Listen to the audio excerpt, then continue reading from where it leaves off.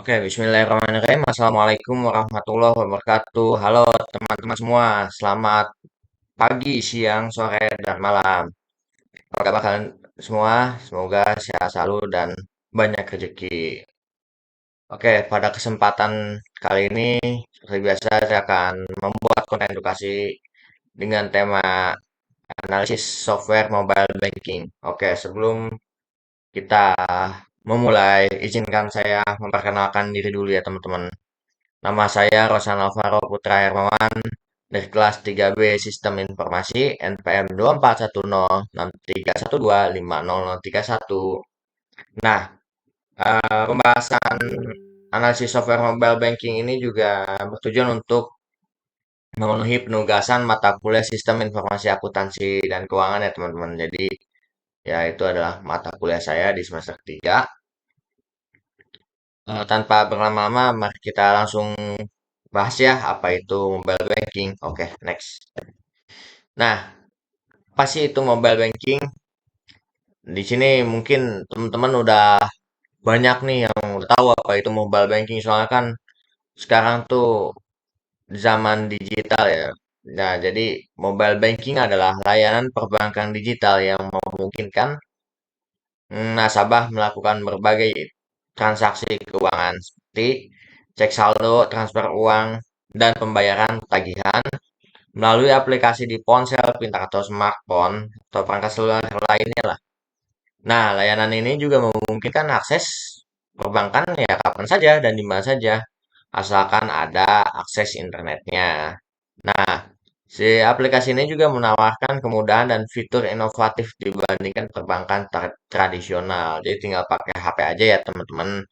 Udah simpel lah zaman sekarang itu apa sih yang ribet sekarang udah tinggal akses pakai handphone.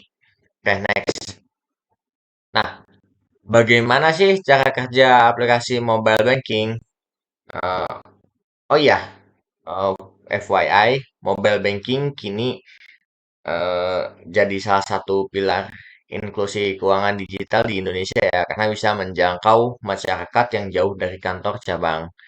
Nah, mobile banking adalah layanan perbankan digital berbasis aplikasi yang memungkinkan nasabah transaksi keuangan melalui smartphone dengan koneksi internet. Nah, transaksi yang dapat dilakukan mencakup cek saldo, transfer dana, pembayaran tagihan, top up, hingga investasi. Sistem ini bekerja dengan cara nasabah login, lalu melakukan data transaksi, lalu data tersebut diproses dan divalidasi oleh server bank. Eh, Hasil transaksinya baru ditampilkan dalam aplikasi atau notifikasi. Mobile banking berbeda dengan SMS banking ya teman-teman. Nah, jika SMS banking hanya mengandalkan pesan teks atau USSD, pokoknya kalian tahu lah istilah itu.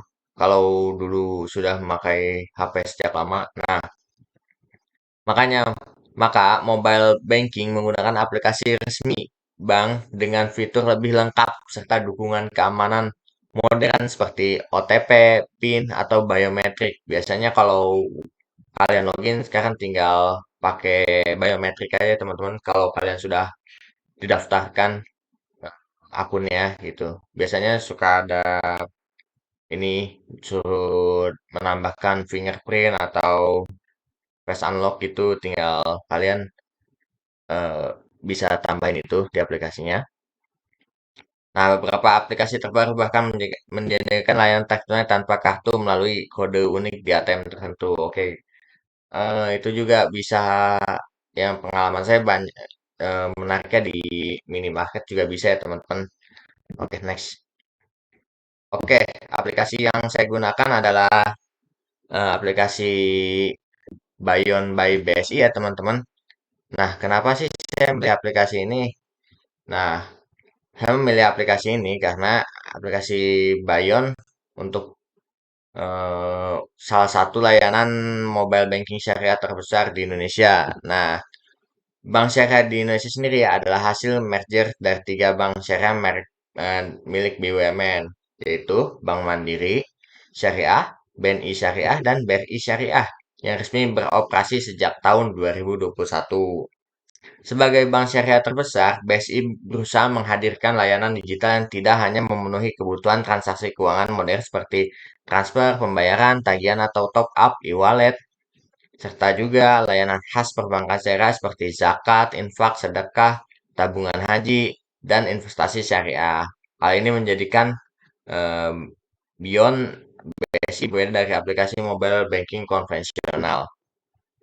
Nah, selain itu, pemilihan aplikasi ini juga didasarkan pada pertimbangan bahwa tren digitalisasi perbankan syariah sedang berkembang pesat. Dengan semakin banyaknya masyarakat yang mulai beralih ke layanan digital, Beyond BSI menjadi contoh nyata bagaimana bank syariah beradaptasi dengan era digital untuk meningkatkan inklusi keuangan sekaligus memperkuat ekosistem ekonomi syariah di Indonesia. Oke, jadi di sini kita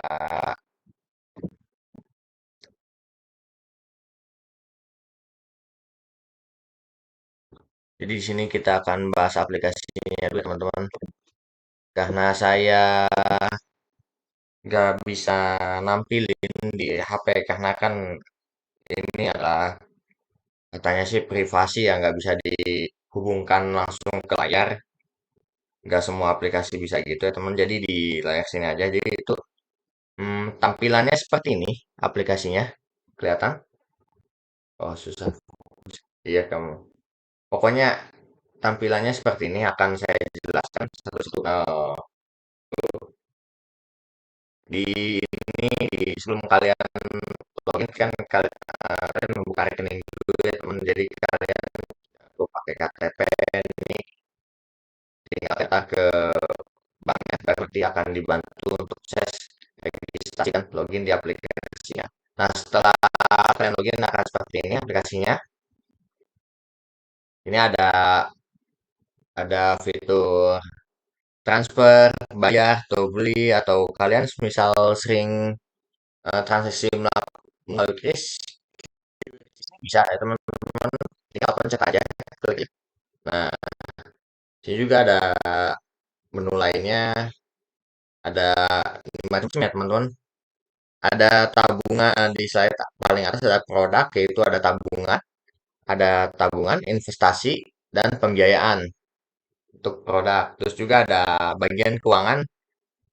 Teman-teman. Nah, di sini bisa melakukan kegiatan transfer, bayar dan beli, atau pembayaran melalui QRIS, ada berbagi, tunai, manajemen kartu, dan transaksi terjadwal. Terus juga nih yang unik teman-teman di paling bawah. Nah, ada fitur Islami. Nah, di sini ada waktu sholat, terus ada juga penunjuk arah kita ada masjid terdekat, ada tabungan haji, terus juga ada Asmaul Husna dan Juz Amma. Kalian juga bisa ngaji nih teman-teman di sini nih. Gokil kan? Mantap, Masya Allah banget. Oh, ya. Oke, di sini ada bagian yang menarik ya teman-teman. Di bagian home, kita masih pembahasan bagian home, belum ngulik bagian dalam lagi. Di sini ada e-emas, jadi tuh kalian bisa beli emas tapi melalui ini om, online ya. Nah, jadi saya tinggal beli di sini. Kita lihat harga jual dan harga beli. Kalian ya sesuai harga pasaran emasnya berapa. Di sini juga ada S dan K berlaku. Kalian tinggal baca aja di sini ada aturannya. Oke, kita balik lagi. Terus juga di sini ada tabungan haji ya teman-teman. Sama. Coba kita lihat tabungan haji. Nah, jadi tampilannya seperti itu. Kalian bisa explore sendiri kalian punya. Saya akan membahasnya sedikit aja agar kalian bisa tahu apa aja ada yang di aplikasinya. Ada cicil emas juga, kalian bisa mencicil emas sesuai harganya ya teman-teman. Ini tampilannya. Oke, dilanjut.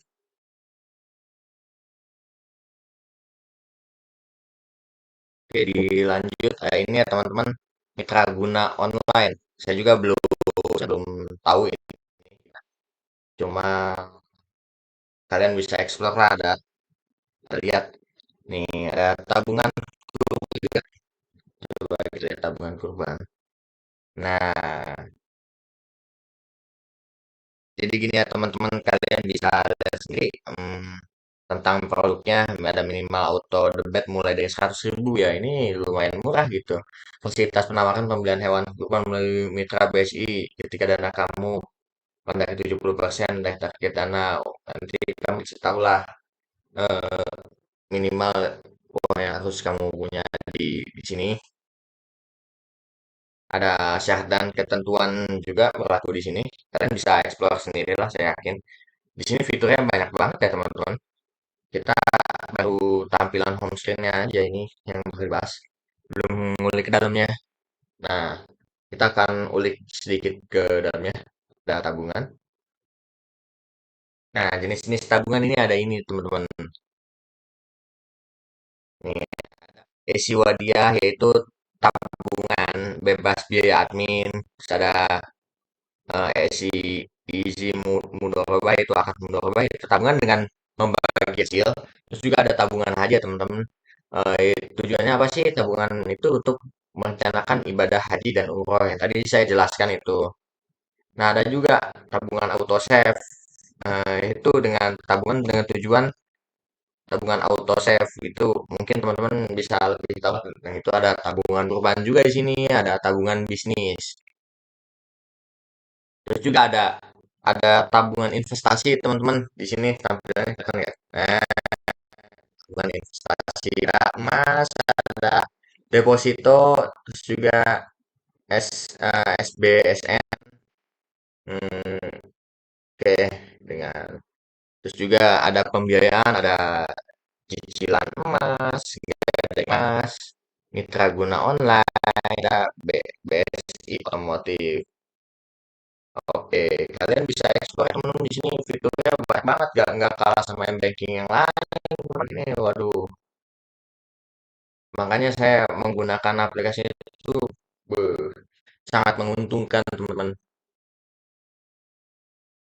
Terus juga ya seperti biasa di sini juga ada transfer, ada kalian bisa bayar atau membeli seperti e-wallet pada umumnya di sini juga bisa. Oke, saya tidak menampilkan karena ini ada histori saya, ada transaksi saya ada nih. Di sini juga bisa tarik tunai. Nih, ada kelihatan. Nah, tarik tunai di ATM BSI, di Gerai Indomaret, kayak Alfamart, kayak Family, bisa juga di minimarket ya teman. Tapi dengan catatan ada biaya administrasinya. Hmm, manajemen kartu. Oh, nih kalau kita bisa lihat kartu kita tipe apa gitu. Oke, itu nih lihat nih ada ya teman-teman, oh kelihatan gak nih? Nah, Islami. Nah, tentang nah ini kan sesuai syariat Islam. Nah, bisa kelihatan. Nah, oh ya, ini saya nggak bisa nampilin di layar laptop saya dikarenakan ini kan aplikasinya masuk ke jenis privasi ya dari si HP saya juga gitu. Jadi ya mau gimana pun nggak bisa gitu. Emang udah otomatis ya teman-teman nggak bisa ditampilin di layar laptop. Di sini juga ada jadwal sholatnya teman-teman nih di aplikasi ini. Oh, oke, King, itu aja sih. Kalian bisa explore sendiri lah yang ada yang Islam, transaksi apapun. Oke, cukup sekian penjelasan aplikasinya. Kita balik ke poin. Kita bisa. hmm,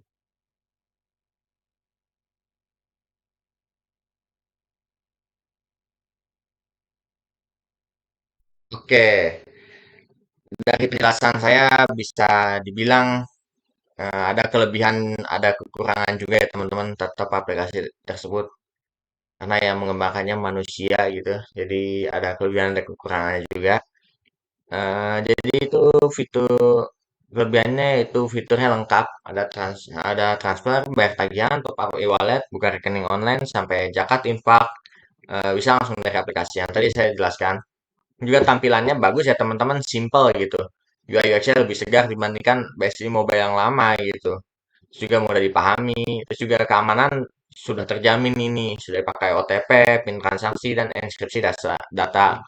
Layanan syariah digital. Nah, punya keunggulan kompetitif karena sesuai prinsip syariah, unik dibandingkan mobile banking konvensional lainnya ya teman-teman. Integrasi dengan e-commerce QRIS. Nah, bisa pakai QRIS juga nih. Terus juga efisiensi waktu yang paling penting. Oke, di sini juga ada kekurangannya, yaitu di sini perlu koneksi internet yang stabil ya teman-teman. Terus juga terkadang aplikasinya juga error ya teman-teman. Gitu, kadang ada pemeliharaan sistem gitu. Ya itu dan itu juga dilakukannya pas jam sibuk. Oke,